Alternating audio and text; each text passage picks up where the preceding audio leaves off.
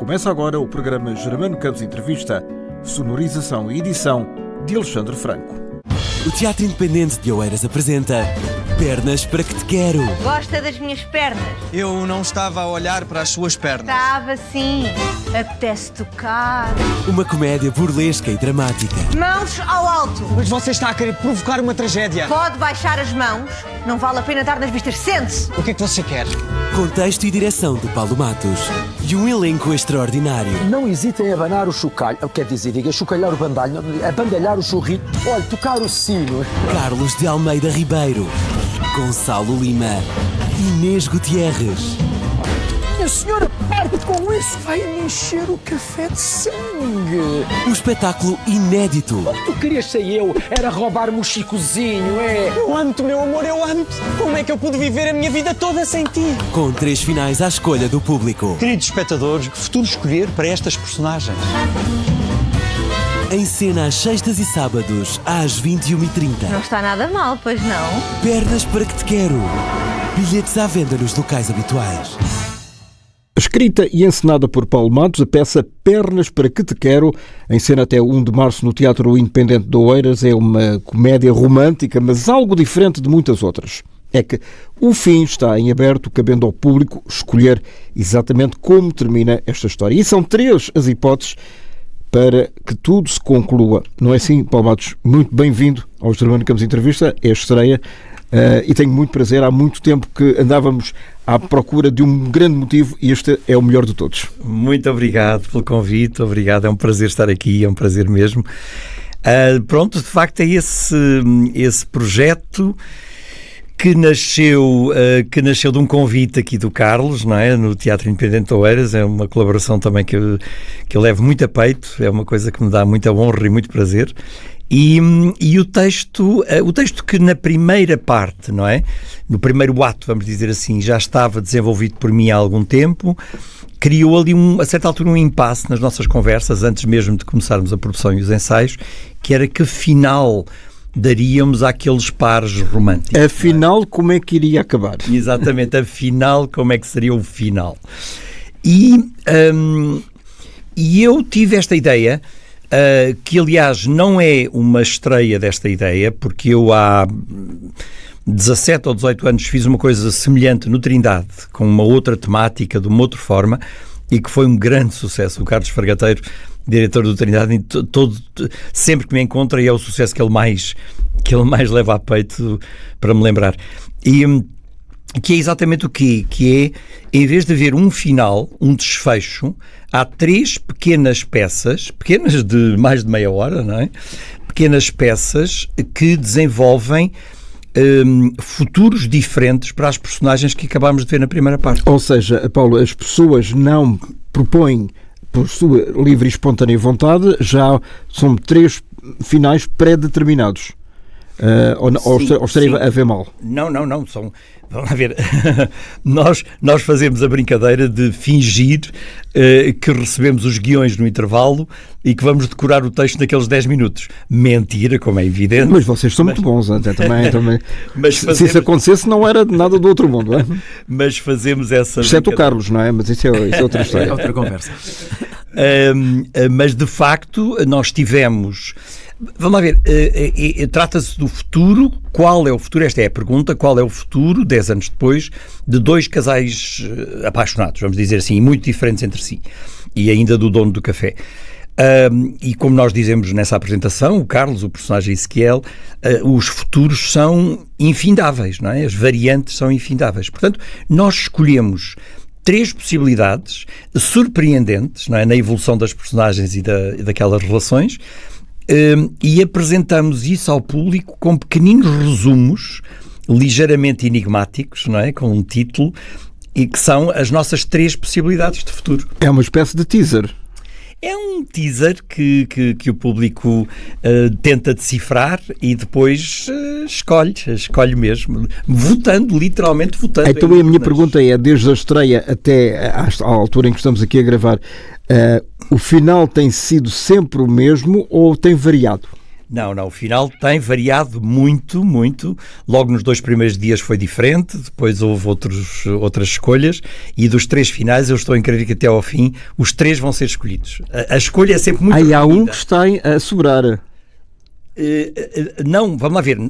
Só estou a contar os 2 primeiros espetáculos. não Os é? 2 primeiros espetáculos. E depois, daqui para a frente, vamos ver o que é que Mas vai isso também é um grande desafio para vocês, ou seja, vocês têm que mudar o chip rapidamente em poucos minutos.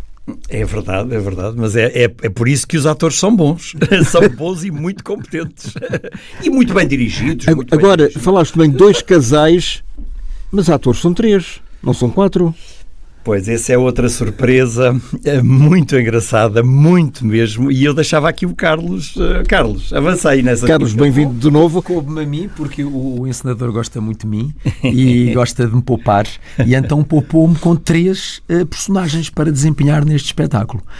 Eu faço o Ezequiel. É o marido? Como? É o marido? É o marido da outra.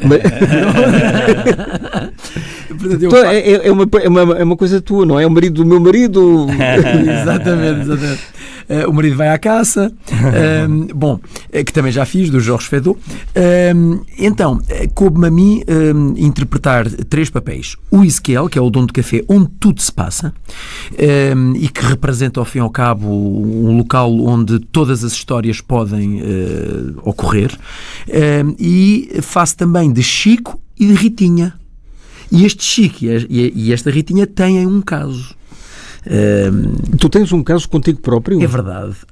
Eu gosto tanto de mim. O Donald Trump não acharia graça nenhuma. Ele tinha imensa inveja com isto, não é? Ele devia querer isto para ele, porque ele também é assim um bocado o umbigo dele, não é? Não, e digo isto porque já estamos a gravar depois dele ter tomado posse e de conhecermos algumas das suas ideias principais, e uma delas é só há masculino e só há feminino, não há meio termo. Exatamente. É os extremos. Não é? Seja lá o meio termo, o que é que isso queira dizer? Pois, claro.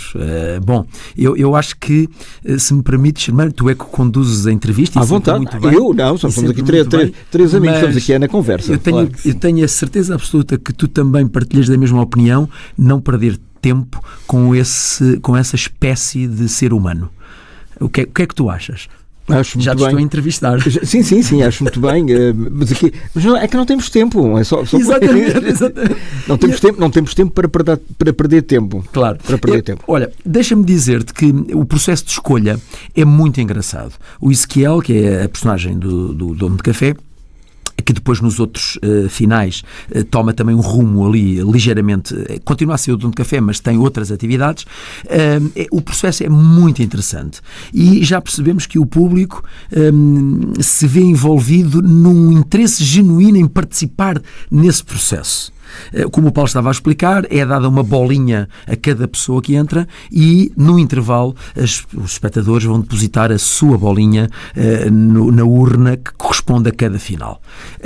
E este processo é todo muito dinâmico, muito interessante. Depois as pessoas vão para o intervalo e depois há a contagem dos votos, que muitas vezes faz visualmente, portanto a urna que tem mais bolinhas é aquela que vence, e pronto, e nós temos 10 minutos depois para preparar o cenário, que não muda muito, muda uma coisita ou outra, o guarda-roupa é diferente e o chip, como tu dizias e muito bem, o chip tem que mudar. Mas é uma coisa muito interessante porque é uma forma muito genuína e muito interessante também de o público participar, porque o público geralmente está na plateia, aplaude e vai-se embora. Ali não. Ali tem uma palavra a dizer. Tem. E não só. E tem também um lugar que ocupa. Há 5 mesas do café que ocupam o espaço cénico. Quer dizer, ao fim e ao cabo, e é a ideia do Paulo, e muito bem, foi transpor o cenário para a plateia, fazendo com que o teatro fosse o café e o café fosse o teatro, e vice-versa. E, portanto, estamos ali num nível. Estas 5 mesas que estão entre a primeira fila de plateia e o cenário são ali a fusão entre a plateia e o palco. Porque não há maior festa entre o dar e o receber que o teatro, e portanto esta fusão entre a plateia e o palco dá-se neste espetáculo com esta introdução de 5 mesas, cada uma leva 2 cadeiras, que o público compra para assistir ao espetáculo muito em cima do que se passa no palco, e ainda por cima tem direito a uma tábua de queijos e 2 copos de vinho.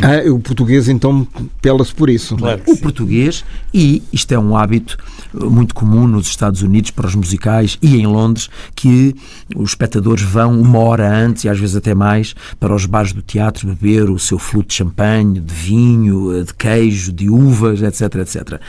Foi uma coisa que eu tentei introduzir há muitos anos e não consegui. Curiosamente, o público brasileiro, porque o público português não está habituado a isto, não está. E isto tem que estar na massa, tem que correr na veia. Curiosamente, o público brasileiro, sim, mas o brasileiro é uma espécie de o brasileiro importa muitos hábitos, sobretudo dos Estados Unidos. E isto eu creio que também vem daí. E mudar as mentalidades e os hábitos é algo muito, muito complicado ou mesmo impossível em Portugal ou não? Bom, impossível eu não diria. Pode demorar muito tempo e é trabalhoso. Isso sim. É claro que hoje, com o mundo da globalização, as coisas são mais rápidas. Tudo é mais rápido. É como fazer peças às 19 horas. Por exemplo. Em Londres é absolutamente normal, os grandes musicais. Claro. E em Portugal ficavas com uma sala às moscas. Completamente. Nós também já o tentámos fazer e não resultou. Resultou um bocadinho durante a pandemia. Sim, porque os hábitos foram outros. Não, porque a partir das 10 havia a recolher obrigatório, lembras disso? Claro. Porque as pessoas não trabalhavam. Às 9h30 tinha que estar tudo muitas despachado. Pessoas não trabalhavam, portanto permitia ir mais cedo. Quem fez isso durante muitos anos com sucesso foi o nosso querido Mário Viegas, que fez isso ali no Chiado, no na sala pequenina do São Luís. Sim, e com muito sucesso. Felizmente. E havia também o Teatro Rápido, que era também, inclusive também no Chiado, que as peças eram 10, rápido, 15, 20 minutos, também eram às 7 da tarde. Também. Paulo, eu sei que tu passaste uma parte da tua vida em França. Sim. Penso que nos anos 80. Sim. Qual era a diferença que tu notaste quando lá chegaste? Bem, vamos lá ver. Nós estamos a falar dos anos 80, a diferença era gigantesca. Há 40 anos. Há 30 e tal anos, exatamente. A diferença era gigantesca por todas as razões. Vamos lá ver, nos anos 80 Portugal estava no rescaldo do pós-25 de Abril. Ainda? É? Com certeza. Quando eu digo no rescaldo é porque já não estava sequer na euforia da Revolução, estava na ressaca da Revolução. Isto é difícil, é um assunto muito, muito vasto, não é? Mas não, e para as novas gerações, mas o que é isso da ressaca da Revolução? O que é que vocês querem dizer com isso? Não, o que se quer dizer basicamente é que após uma euforia maravilhosa, não é? Que eu vivia muito jovem, que nós vivemos, não é? Tinhas 14 anos na altura? Exatamente, 13, 14. E portanto, depois desses anos maravilhosos de descoberta, de liberdade, de experienciação, de alfabetização, de consciência, depois o país ficou pobre, não é? Ficou pobre, difícil, conflituoso, não é? E os anos 80 são a década. Aliás, não havia dinheiro para nada e muito menos para a cultura, não é? Quer dizer, os grupos independentes subsistiam com uns trocos e mais ninguém, para além dos grupos independentes, conseguia produzir teatro, praticamente, não é? É a altura em que o Parque Mayer desaparece, é a altura em que tudo isso vai... E o Vasco Morgado, que deu de trabalho a tanta gente, era considerado um fascista. Pois, eram coisas... Muito ironicamente falando e injustamente também citando muito extremas, não é? Pronto, são os processos históricos, não é? Que têm esses altos e esses baixos, são assim mesmo. Ou seja, quando eu cheguei a Paris, eu cheguei ao centro um dos centros da cultura do mundo, não há comparação possível, não é? A oferta cultural em Paris é absolutamente gigantesca, com muitos teatros de muitas dimensões, porque o que faz um grande centro, e eu acho que Lisboa, felizmente aos poucos, está a tornar-se nisso ao longo destes anos, destas 10 décadas já, é que a oferta não é una, a oferta é múltipla, não é? Múltipla pelo tipo de teatro, pelo tipo de espetáculo, pelo tipo de salas, pelo tipo de equipamentos, pelo tipo de atores, pelo tipo de estilos, pelo tipo de públicos, é múltipla, não é? E, portanto, eu encontrei, nós estávamos a falar dos horários, obviamente, eu encontrei em Paris todos esses horários dispersos, não é? Sessões, havia alguns centros culturais onde eu ia muitas vezes ver espetáculos de pequeninas salas, onde havia espetáculos rotativos, não é? Havia um à tarde, outra ao fim da tarde e outra à noite, diferentes. Com os mesmos atores? Não necessariamente com os mesmos atores. Não, as próprias peças eram diferentes. As peças eram diferentes. Pensei que era tipo sessão contínua. Não. Isso também poderia haver, mas eram espetáculos diferentes na mesma sala, e a sala tinha a capacidade de se regenerar, e tinha um às 4 e outro às 8 e outro às 10. Os cenários também não deviam ser com certeza, as muito coisas têm que ser complicados, adaptadas a isso. É um rodízio. Mas, quero dizer, quando nós estávamos a falar um bocadinho, por exemplo, dos públicos e da festa do encontro do público, isso é... Lá está. Nós não devemos absolutizar. O Parque Mayer era isso. As pessoas iam para o Parque Mayer e passavam dias inteiros no Parque Mayer, não é? Almoçavam no Parque Mayer, viam animações, viam uma revista, se calhar viam outra no outro teatro. Sim, exatamente. E depois voltavam à 1 da manhã. É que havendo 4 teatros em simultâneo, podia às 8h30, depois, se tivesse tempo, ia a um quarto para às 11. Depois ia não sei o quê, etc. Ou seja, e agora eu diria que... aos poucos a noção de encontro e de festa está a ser recuperada, não é? Eu estive agora, só para referir isso, eu tive agora uma carreira de muitos meses de uma comédia com muito sucesso, não é? O Amante do Meu Marido, que andou aí, estreou no Casino e depois esteve também na Casa do Artista e andámos em digressão. Essa multidão de gente que ocorria para se divertir ficava depois no teatro e no Casino. Era nítido que as pessoas chegavam mais cedo, ficavam divertidas durante aquela hora e meia e ficavam depois para tomar copos. Ou seja, é a noção de que o teatro é um lugar de encontro e de festa. Mas é preciso que o Casino oferece essa possibilidade, mas a maior parte das salas não oferece. E isso é que é o que temos. Era bom que aos poucos o nosso tecido cultural e estrutural de cultura fosse promovendo. Não é? Pois, mas muitas vezes as salas, e corrijam-me por favor se eu estiver a dizer algo mais geneira, são pertença das autarquias, e as autarquias acham que quando acaba o espetáculo as pessoas têm que ir todas para a rua. Absolutamente de acordo. E é muito... Não há convívio. É quase deprimente ver tantos espaços magnificamente equipados, alguns construídos de raiz com condições fantásticas, que abrem 15 minutos antes do espetáculo e fecham 10 minutos, se não 5, depois de acabar depois do espetáculo. Aliás, os funcionários convidam as pessoas a irem-se embora. São situações tristes, por acaso, e é preciso que mude, e aí sim é uma mentalidade e é um caminho que é preciso fazer. É isso que eu perguntava aqui ao Carlos e pergunto novamente: mudar as mentalidades e mudar a forma de atuar que está estabelecido é muito complicado. Porque é difícil mudar hábitos. E porque isso é da essência humana, mas eu acredito e percebo que a realidade está a mudar. A transformação hoje é mais rápida, quer dizer, transformar hoje pessoas e transformar mentalidades é mais rápida do que era, e pela questão da globalização, pela questão da informação que está na nossa mão, que antigamente não estava, é tudo mais rápido, não é? Portanto, acredito que o caminho seja esse, não é? O Paulo estava a falar e a pergunta que tu fizeste sobre os teatros municipais, eu estive durante muitos anos aquele que é atualmente o Eunice Melhores, antigo Cine Teatro Oeiras. Eu estive lá durante muitos anos, antes de termos a nossa sala. No centro da Vila do Oeiras. Portanto, é um equipamento dos anos 60, que foi recuperado pela Câmara. Nós estivemos lá durante muitos anos, antes de termos a nossa sala atual. E eu lembro-me que aquilo tinha 2 foyers fabulosos à antiga, e eu lembro-me de fazer encontros de música no foyer do primeiro andar, encontros de música, brunch, isto há 30 anos. Bom, hoje o Eunice Melhores está praticamente fechado, todos os dias. É uma pena. Sim, é que mesmo que não haja nenhuma peça, deveria haver uma biblioteca, devia haver naturalmente uma coisa de consulta de teatro, por exemplo. Porque as câmaras, apesar de muitas câmaras serem programadores, a verdade é que também a maioria delas não estão vocacionadas, nem têm recursos humanos para o fazer, nem preparados. contratados. Sim, porque é preciso pagar depois ao funcionário umas horas extras para ele lá estar mais 1 ou 2 horas. E é preciso pagar a programadores formados, com formação. Não é um técnico da Câmara que vai programar salas de teatro. Que pode ter boa vontade, mas não está nada virado para aí. E atenção que há muitos, em termos técnicos e culturais. Claro, e há muitos que, em virtude de terem feito isso toda a vida, adquiriram uma experiência que vale muito, naturalmente. Por este país fora há muitos casos desses. Agora, o que eu acho é que se as autarquias não têm capacidade a muitos níveis, pois que entreguem a quem tem. Naturalmente.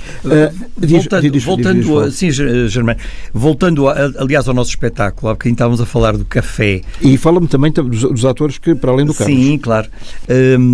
Claro. Por quem eu tenho um carinho imenso. A noção de café que estávamos a falar há pouco, não é? O cenário, de facto, essa minha Café-concerto até, não é? Café. Já lá vamos à noção de concerto. A café, o cenário que estabelece um café que se continua para a plateia, exatamente para desenvolver uma coisa que é muito viva dentro do nosso espetáculo e acaba dessa forma, que é a profunda metáfora do lugar de encontro que é o café/teatro. Ou seja, aquele café onde tudo acontece, onde aquela vida acontece, que se prolonga para a plateia, é, no fundo, o espaço do teatro. E isso é essa metáfora que é bonita recuperar e desenvolver, que é a noção de que o lugar do teatro é, acima de tudo, o encontro entre pessoas. Não é? Ou pelo menos deveria ser essa a intenção primordial de qualquer espetáculo. Atores principais, para além do Carlos de Almeida Ribeiro. Então, vale, os atores principais, secundários e todos os outros, e o corpo de baile, são exatamente o Carlos de Almeida Ribeiro, a Inês Gutierrez e o Gonçalo Lima. É uma equipa de 3 que se multiplica por cerca de 20 personagens diferentes. Isto é que é fantástico. E só pagam por uma, ao que ouvi dizer. Isso foi uma exigência do produtor, que tinha pouquinho dinheiro e, portanto, disse assim ao Paulo, vê lá se...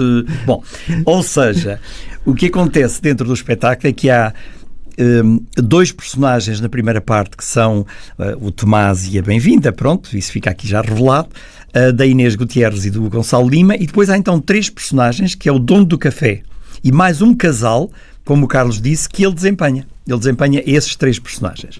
E depois o que acontece na segunda parte é que, de facto, 10 anos depois, o que nós pensámos, o que eu escrevi, o que construímos, é que os futuros são muito diversos. Portanto, de facto, aqueles personagens evoluíram para situações muito inesperadas e muito interessantes, ou seja, obriga os atores a desdobrarem-se sendo à partida ao mesmo personagem, é no fundo uma outra criação completamente distinta, e é maravilhoso ver isso ao longo do espetáculo. Passaram 10 anos. 10 anos, claro. Tudo é diferente.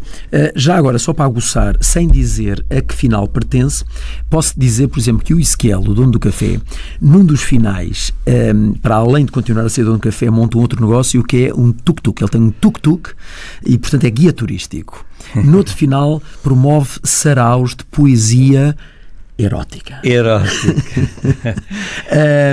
E o terceiro? O terceiro do Ezequiel... O terceiro é muito especial, ou seja, ele torna-se quase num filósofo, alguém que reflete sobre a vida, porque encontrou um parceiro para isso, que é o Chico. Um guru espiritual. O Chico, no fundo, foi para um retiro no campo e estabelece com ele uma correspondência por e-mail de reflexão sobre a vida e a natureza. Bom, isso parecem aquelas cartas e aquelas crónicas dos nossos velhos Camilo do Castelo Branco, ou essa de Queiroz, não é? Com certeza.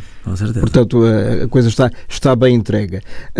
Paulo, como é que é ter o poder de escrever uma peça sabendo à partida se um personagem vai morrer ou não, ou se vai para a direita ou se vai para a esquerda? Isso é um bocadinho como o poder de Deus, um autor nessa situação. Sim, à partida é o poder de Deus, é o poder sobre a vida, é verdade.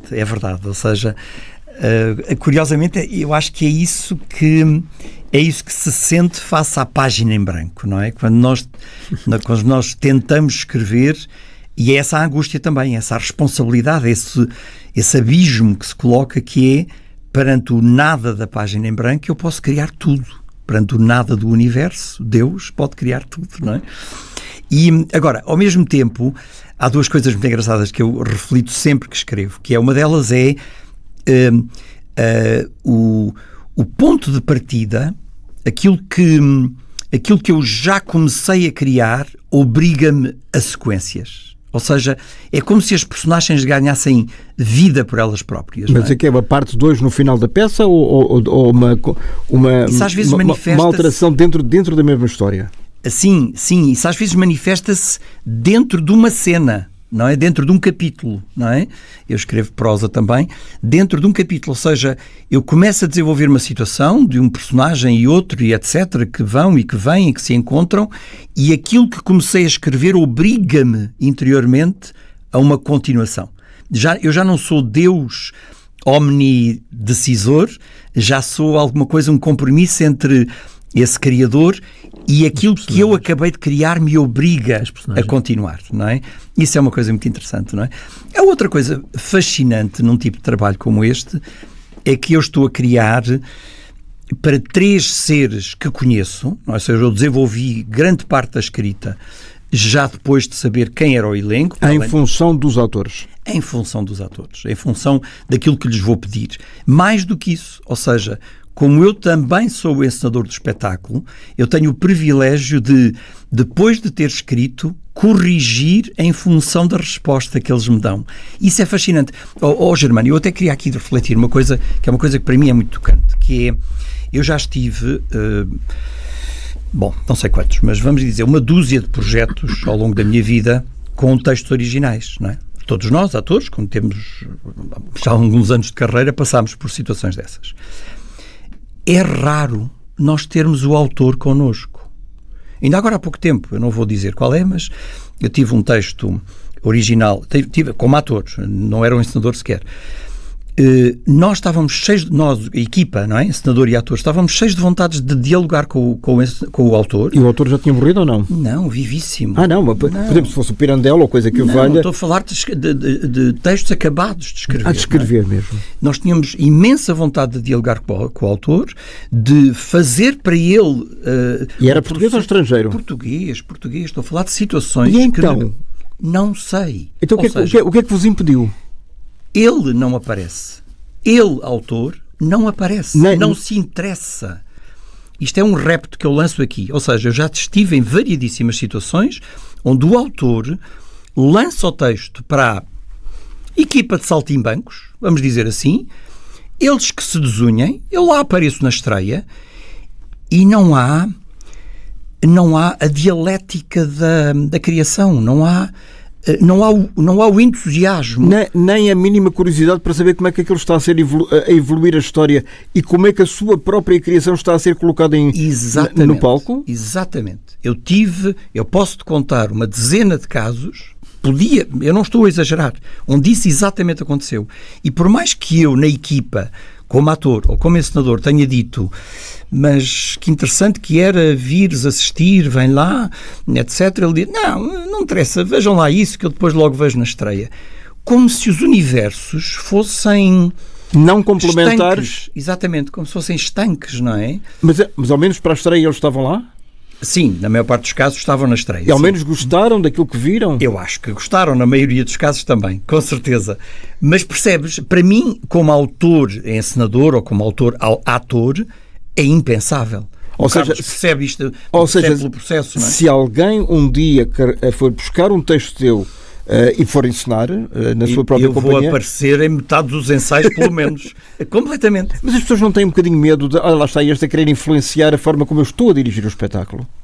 Não, com certeza, mas isso é o outro lado, não é? É o encenador dizer ao autor, espera lá que tu escreveste isto, mas eu agora tenho a minha leitura sobre o que tu escreveste. E eu, como autor, tenho que respeitar isso completamente. Agora, a minha curiosidade do processo e de poder encontrar novas ideias para o que eu próprio escrevi, isso é absolutamente fantástico. Foi exatamente isso que aconteceu neste processo, não é? É uma coisa... E às vezes eu não a compreendo. Estou-te a dizer, eu tive agora perdoem-me os ouvintes, não vou dar o exemplo no concreto, mas agora, muito recentemente, eu tive um caso assim. E o autor não apareceu, não se interessou em nada. Nem justificou. Não, é uma justificação vaga, dizendo, deixem lá, façam lá, que eu depois logo vejo na estreia, não é? Sim, uma coisa muito... É estranho. Muito à Lagardère, como se costuma dizer à boa maneira francesa. Eu dou-te um exemplo antigo. só para darmos aqui um exemplo, que é um dos primeiros onde eu fiz esta reflexão, e já tem, este exemplo tem 30 anos, ou mais de 30, tem mais, talvez. Augusto Abeleira, o grande Augusto Abeleira, que escreveu vários textos de teatro, uma companhia em Algés, que montou um texto dele, e eles queixavam... Era dos Alués? Sim, já eram os Alués, o primeiro ato, etc., eram os antecedentes dos Alués. E eles queixavam-se que ele nunca apareceu, foi convidado variedíssimas vezes a vir assistir a ensaios e não se interessava minimamente. Dou-te aqui um exemplo, percebes? Acho triste. João, posso contribuir? Podes e deves. É muito interessante. Estas nossas múltiplas conversas que temos tido ao longo dos anos são interessantíssimas, porque todas elas são diferentes umas das outras, e todas sempre com o teatro e o mundo teatral como pano de fundo. É verdade. Isso é muito bonito e muito necessário. E, portanto, mais uma vez, obrigado, Germano, pelo de nada, espaço. É muito interessante o que o Paulo está a dizer, e eu compreendo isto na perspectiva do autor/encenador. Muito interessante, porque claro que é diferente quando se é autor/encenador. Eu, enquanto produtor, porque eu naquela companhia sou produtor, ator e muitas vezes encenador, e já são 99 produções que passaram por mim, já apanhei, como vocês calculam, já apanhei de tudo. Já apanhei autores mais complicados, outros, como o Paulo está a referir, outros mais ou menos, há de tudo. Os brasileiros têm uma expressão, no mínimo engraçada, que vale pela piada. Autor bom é autor morto. Porquê? Porque os autores, na maioria das vezes, são muito interventivos e dificultam o processo criativo. Daí aquela minha pergunta ao Paulo. Exatamente. Se não há um certo receio, claro, de uma intervenção exacerbada. Mas o Paulo também disse muito bem. Desde que o encenador deixe muito claro, meu amigo, tu escreveste, mas agora tenho a minha leitura do espetáculo, sou eu o encenador. E desde que se respeitem mutuamente, está tudo bem. O problema é que são pessoas e às vezes isto não corre bem. Eu lembro-me há muitos anos que fiz um espetáculo do Manuel Gírio, infelizmente já morreu. Ele foi autor de muitas revistas do Parque Mayer, e eu fiz Os Cómicos Vêm Aí, uma comédia dell'arte, que ele nunca tinha sido produzido. E através do Rui Seródio, do maestro Rui Seródio, nós conhecemos-nos, ele entrega-me o texto, eu gostei muito, fiz umas adaptações ao texto, ele estava com imenso medo e ele foi ver 2 ou 3 ensaios. No primeiro ensaio, a opinião dele não foi muito favorável, e depois na estreia ele disse: meu Deus, eu não estava à espera de uma coisa destas. Isto superou tudo e mais alguma coisa. E ainda bem que eu vos entreguei o texto, ainda bem, não sei o quê. E vocês desculpem-me as minhas inseguranças e as minhas dúvidas durante o processo e tal. Assim. Pronto. Correu bem, mas podia não ter corrido bem, não é? Até porque eu na altura era muito jovem, portanto não estava para criar conflitos, e hoje muito menos. Portanto, isto só para explicar que depende muito das pessoas, depende muito de quem é o autor, depende muito de quem é o encenador, mas compreendo também o medo que tu falavas há pouco. Há de facto receios, e eu sei que há gente que prefere, por exemplo, trabalhar com autores que já cá não estão. Pelo menos não teve voto na matéria. Exatamente. Olha, este é como disseste muito bem, Pernas para que te quero, é o 99ª produção, a 100ª, que é sempre aquele número redondo, já está a ser congeminada? Já está. Podes dizer alguma coisa? Posso, claro, é o fim de semana com sogros. O fim de semana com sogros, que é uma sequela do Fim de Semana Sem Filhos. Então posso dizer que é um fim de semana alucinante, parafraseando aquele célebre filme americano. Sim, pode ser, ainda por cima, com uma coisa interessante, é que há uma empregada brasileira que vem de facto desconcertar tudo isto. Não é por ser brasileira. Por acaso a atriz até é brasileira e esteve cá contigo, que fez comigo o meu marido, a Bárbara Meireles. Nós havemos de ser 4 em palco e vai ser aquela que vai marcar a 100ª produção do Teatro Independente de Oeiras. Já agora deixa-me só dizer uma coisa. Para quando a estreia? A estreia está para dia 15 de março. Então. Desculpa, 21 de março. 21, o dia Mundial do Teatro? Não, 27. É uma semana antes. É uma semana antes, é. Mas já agora deixa-me dizer uma coisa, até por... 21 é primavera. 21 é a primavera, é o solstício, não é? Exatamente, é de verão. Exatamente. Deixa-me dizer-te uma coisa, até porque merece ser dito, e a gratidão também o obriga. Relativamente à encenação do Paulo. O Paulo fez um processo maravilhoso, muito aberto aos atores, sugando as nossas energias, sugando as nossas opiniões, os nossos contributos, e isso é muito importante para o produto final. Porque os atores também têm muito para dar, são eles que ali estão. Esse foi sempre também enquanto encenador, foi sempre a minha procurar no ator o melhor contributo, e portanto o Paulo foi um processo muito bonito. Aliás, o Paulo é uma pessoa muito bonita, e portanto não se pode esperar diferente. Ele foi meu professor há 40 anos atrás, e portanto ficou uma admiração de há 40 anos atrás, um respeito e uma admiração. Ok, Paulo, e como é que era o Carlos enquanto aluno? Péssimo! Não, o que eu me lembro dele já era o irrequieto que é agora, o energético esta veia cómica, imensamente cómica que ele tem, é uma coisa de raiz, é uma coisa maravilhosa. Maravilhosa. Está-lhe no sangue, não é? A tua carreira já tem mais de 40 anos. Sim, 41 e quase 50. Houve ali uma altura, e corrijo-me também sempre se for esse o caso, em que uma campanha publicitária deu brado e quase que ofuscou a tua veia artística enquanto ator. Sim, é evidente que houve, quer dizer... Queres-me recordar esses tempos? Sim, claro que sim. Isso continua a ser uma das publicidades mais populares deste país. Qual é? Das últimas... Tide, o detergente. É que tu ias fazer perguntas às pessoas. Exatamente. Não, e curiosamente é engraçado porque... Eu fiz isso, eu tenho um gosto imenso de ter feito isso, não é? Portanto, não é nada... Isso teve vários anos em... Vários anos, quase 4 anos. E é curioso porque, ou mesmo, eu larguei aquilo exatamente porque eu entrava em cena, eu já estava a fazer muito teatro e muita televisão também, e eu novelas, muitas novelas, sim, muitas séries, e eu entrava em cena e as pessoas, eu sentia um burburinho, uns sorrisos, porque eu já não era completamente o personagem que estava a criar, era em cima de mim havia a camada tão forte, não é, daquela publicidade. E, portanto, eu achei que devia criar uma distância, não é, para me tornar aquilo que eu mais gosto de ser, que é camaleão, não é, transformar-me em todas as variantes. Mas isso é uma ironia, ou seja, as pessoas querem ser conhecidas e querem ganhar dinheiro, e depois, como diz o Woody Allen, não é, passam metade da vida a tentarem ser reconhecidos e a outra metade a tentar esconder-se. Sim, mas são coisas diferentes, não é? Uma coisa é ser reconhecido e pronto, a minha cara é conhecida pelo país inteiro e felizmente tenho um gosto e uma honra e imenso, mas outra coisa é ser catalogado, não é? É ser conhecido só por aquilo, não é? É eu estar a dizer ser ou não ser a questão e as pessoas estarem quase a ouvir tido de branco mais branco não há, em vez do ser ou não ser a questão. Foi uma maldição.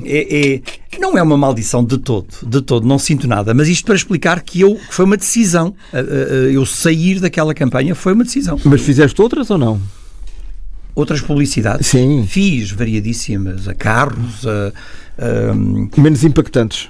Sim, não imensamente menos impactantes, porque aquela foi um sucesso de popularidade absolutamente gigantesco e durou aqueles anos todos e era o TID, não é? O TID à máquina, o TID, o detergente, as vendas aumentaram exponencialmente, uma marca que praticamente não existia passou a ser líder de mercado durante aquele período, portanto foi um enorme sucesso, tenho uma honra muito grande. Agora, há outra coisa que eu gosto sempre de referir, que era o processo, e o processo para mim é fascinante. Para mim, eu fazia isso de cara já outra vez, sempre, que eram entrevistas verdadeiras ao vivo. Ou seja, eu descrevo sempre isto, as pessoas podem não ter a noção. Nós éramos uma equipa, imagina, de 15 pessoas, entre som, várias câmaras, anotadores, etc., comigo à frente. Havia a indicação e umas informações muito sucintas. A porta número tal está a senhora que vais entrevistar. A equipa ligava motor, câmara, ação, avançava e só parava meia hora depois quando se fechava a porta atrás de nós. E isso era completamente ao vivo, completamente verdadeiro. E depois fazia-se a edição, obviamente, das entrevistas. Sim, mas as respostas eram ensinadas ou não? Não, é o que eu te estou a dizer. Era mesmo espontâneo. Completamente, não havia nada encenado, nada pré-preparado, nada comprado, nada... Mas isso é que se calhar as pessoas percebiam isso e dava uma verdadeira conotação ao produto, quer dizer, dava uma certa realidade, não é? Com certeza. Uma certa ou total realidade. O sucesso da campanha vinha exatamente dessa espontaneidade e desse sinal de verdade, não é? Que se captava. E quem diz do título diz também das margarinas, também havia uma coisa mais ou menos parecida. Houve várias campanhas parecidas. E, portanto, eu tenho um orgulho, é mais do que orgulho, é como se aquilo correspondesse à minha natureza mais primária. Eu sou ator daquela maneira. Eu gosto de ser assim ator. Eu fiz muito trabalho muito teatro de rua durante muitos anos em Paris, comecei a fazer isso. Em Lisboa fiz anos e anos na Rua Augusta, na Avenida da Liberdade. Na etc. altura ainda era permitido? Não, eu fazia um teatro de rua onde praticamente não há objetos, não é? Ou seja, e portanto isso é sempre permitido, não é? Eu posso chegar à Rua Augusta e começar a fazer teatro espontaneamente. E colocava as pessoas a fazerem teatro comigo e as pessoas agradeciam-me no fim. Isso é um universo insuperável, é uma coisa maravilhosa. Os jovens atores deveriam passar por isso ou não? Todos. A rua é a melhor escola, não há melhor. Porque a rua é o lugar da infinita variabilidade e da infinita verdade também, ou seja... E da infinita incerteza. Mas também o lugar se tu não acionares a tua total empatia, não consegues comunicar. Em cena, o ator está ligeiramente protegido, não é? Ele pode estar a ser um grande canastrão e a pessoa não se consegue levantar do lugar, não é? Ou ele pode estar a ser... Ou pelo menos não deve, não é? Não deve e fica, depois, pronto. Na rua, no instante seguinte, a pessoa vira costas e vai embora, não é? Não há... E para ela parar é preciso que eu esteja a acionar em torno dela algo que a cativa em pleno. Um certo magnetismo, não é? Exatamente. Agora perguntava ao autor Paulo Matos se já escreveste para ti. Claro que sim, já escrevi várias vezes e eu tenho neste momento um projeto, se me permites referir. Com certeza. É um projeto de que me orgulho muito e é imensamente pessoal, é uma coisa que se chama Refugiado. Eu estreiei em Castelo Branco, no Dia Mundial do Refugiado, há 2 anos atrás. Desde então tem havido digressão, eu estive já em muitos teatros, vou continuar, é um projeto que eu vou continuar em digressão durante muitos anos. O Carlos deu-me a honra de receber o projeto no Teatro Independente de Oeiras, faz agora meio ano, estive lá, estive depois no São Luís também, em Lisboa, continuo em digressão, irei voltar a Lisboa. Refugiado é um texto meu, é um monólogo durante 1h30, é um monólogo acompanhado por um violino, que é executado também pela minha filha, que é violinista, a Susana Francês. Portanto, imagina o prazer que eu posso ter disso. E é, no fundo, o relato de uma fuga de um refugiado, desde o seu país de origem até à cidade do mundo rico, onde acaba por morrer às mãos de um conjunto de jovens que o mandam para a sua terra. Nada mais atual, infelizmente. Nada mais atual. É pungente. Eu tenho imenso orgulho neste projeto e vou continuar a fazê-lo, e é uma escrita minha também. Olha, há atores que não se dão bem com a idade, todos nós conhecemos, por mais botox que metam, sobretudo as atrizes. Isso é alguma coisa que te começa, nesta altura, a incomodar, ou vais acompanhando a idade como um fator natural da vida? Olha, é uma questão muito interessante e não pode ser escamoteada. não é? Essa questão, sabes que percebes que a resposta politicamente correta é dizer, não senhor, eu sou um jovem, eu sinto-me um jovem, e de facto, quer dizer, eu tenho um espírito aberto a tudo e dou cambalhotas em cena e, portanto, o meu corpo funciona e pronto. Agora, é verdade que a idade começa a pesar naquilo que nós chamamos nos castings, nas escolhas, não é? Cada vez mais os produtos televisivos são levados para uma fasquia extraordinariamente baixa, não é? As mães são feitas por atrizes de 20 anos, as avós por atrizes de 40 e as bisavós por atrizes de 60, que é o que eu tenho, portanto, ou seja, bisavós. Portanto, há uma... a utilização do mais velho, não é? Da nossa idade, começa por vezes a ficar arredada do mercado, não é? E é uma estupidez, nada de mais fascinante. A Fernanda Montenegro tem 95 anos. E felizmente. E continua a fazer novelas. Felizmente, não é? Temos o nosso caso do Rui de Carvalho, que tem também 90 e... Vai fazer 98? Mas são exemplos muito raros, não é? A maioria dos atores da minha geração, não é? Vamos dizer que entre 60 e 70, começa a ter pouco lugar nas produções nacionais. Paulo, eu tenho tido aqui variedíssimos atores jovens e eu gosto muito de acarinhar e de dar visibilidade a essa malta que não tem, infelizmente, muitas vezes espaço de manobra nas televisões e nas grandes estações de rádio, e todos dizem que quando vão aos castings a primeira pergunta que lhes fazem é: quantos seguidores é que tu tens?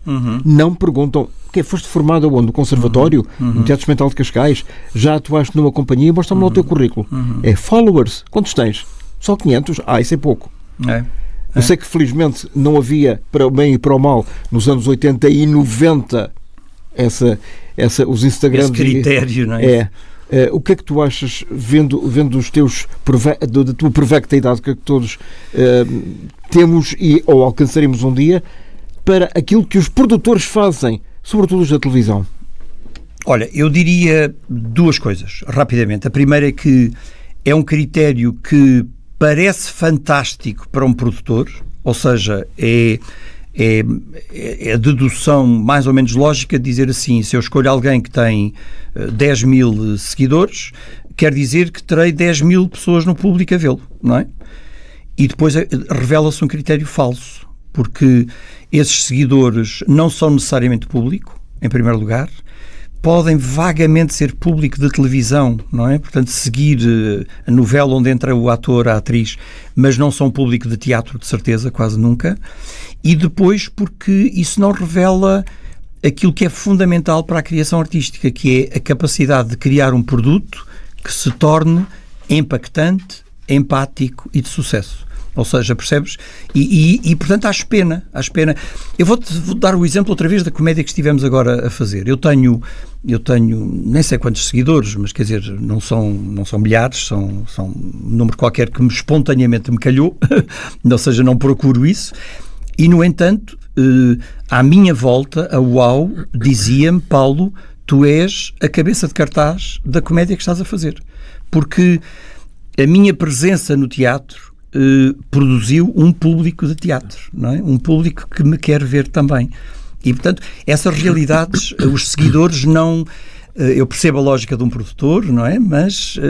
nem sempre é verdadeiro. É um critério Germano, falso. e mal vai a evolução humana quando não se dá lugar aos senadores, aos séniores. Eu sempre entendi isto. Ao Conselho de Estado. Sim, claro. É por isso que... Sim. Eu sempre dei muito lugar e sempre me permiti a mim ouvir os mais velhos.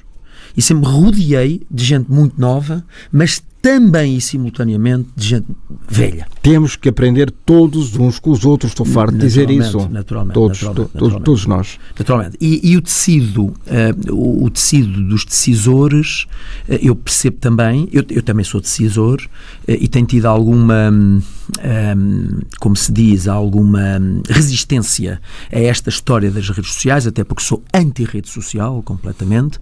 É um nojo. O que se passa, E acho que os decisores um dia vão perceber que está tudo errado. Esperemos que esse dia chegue rapidamente. Há pouco falávamos do Rui de Carvalho, ele faz anos no dia 1 de março e é justamente o dia em que será encenada pela última vez esta peça. Exatamente. 1 de março. Peça, sai de cena. Pernas para que te quero, sai de cena agora, provavelmente pode ser que pode regressar ou fazer uma digressão. Exatamente, era isso que eu ia dizer. Lança aqui a quem nos possa estar a ouvir e tenha esse poder de decisão, o Pernas para que te quero, usará as suas pernas para caminhar por este país, ilhas, etc, etc. Aliás, a nossa produção está neste momento a ultimar o dossiê de circulação e, portanto, sim, é um espetáculo belíssimo para circular, até porque tem esta virtude do público escolher o final. E essa dinâmica é que é mais curiosa de todas e que realmente faz a diferença. Agradeço muito ao Paulo Matos e mais uma vez a ti, Carlos de Almeida Ribeiro, terem estado aqui no Germano Campos Entrevista. O maior sucesso para o que resta da encenação desta peça até ao dia 1 de março e eventualmente para a próxima, que chega já rapidamente no dia 21 de março, fim de semana com Sogros. Do autor que mais êxito teve no Teatro Independente de Oeiras, do Pedro Almeida Ribeiro.